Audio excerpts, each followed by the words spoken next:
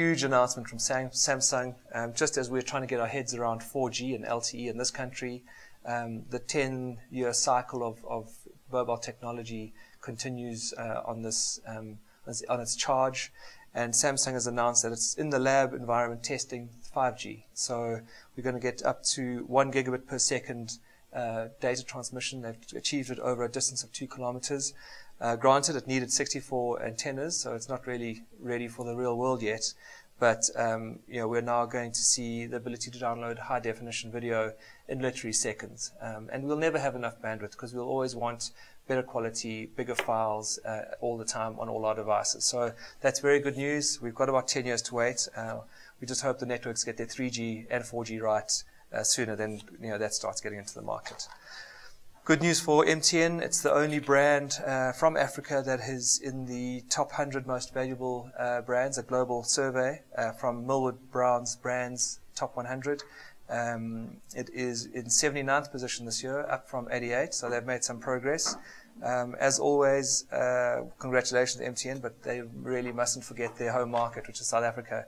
And there have been lots of complaints that they have tended to forget the quality of their home market and have not been as aggressive as they should have been, and have really been a follower as opposed to a leader when it comes to pricing and product in this market. And it's really taken the likes of Cell C to push the buttons of the network operators to get them really active in the South African market. Facebook's passed 1 billion and 1.1 billion active users.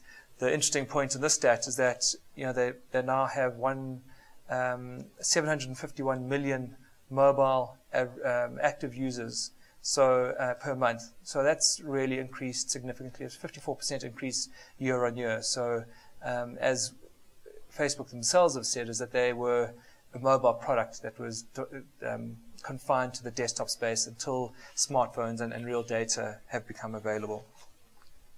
YouTube's 8 years old this year. I remember the first mega hit on YouTube was Judson Lapely's The Evolution of Dance.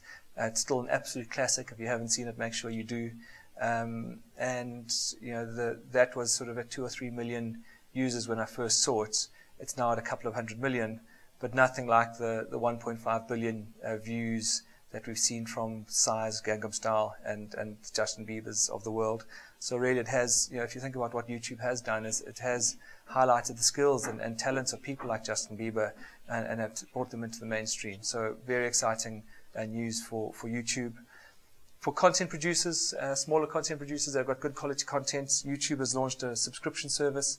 So for 99 cents per month, you can subscribe to high quality content that might never make it onto typical broadcast television. So interesting to see how they're starting to monetize decent content. And also very good news for content producers and how they can start making money.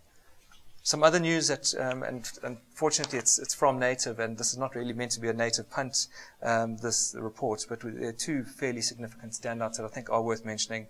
One is The Exchange. It's a boutique that was launched in Cavendish in conjunction with the Organ Donor Foundation.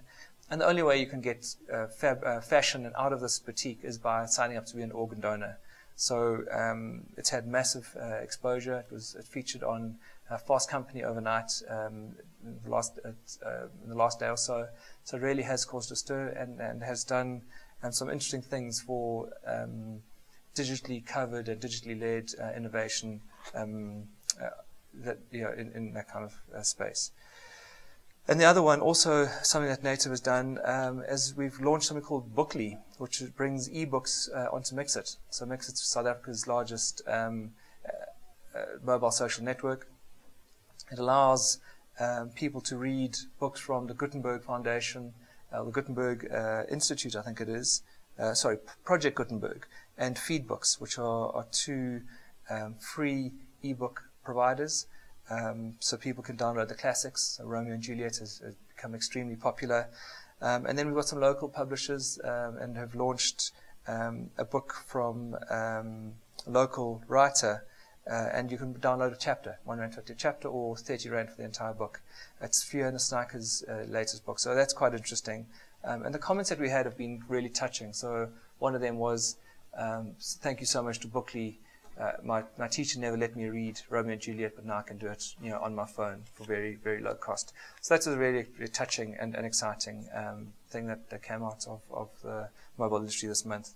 That's about it. The report is available on the Native website. And until next month, have a good one.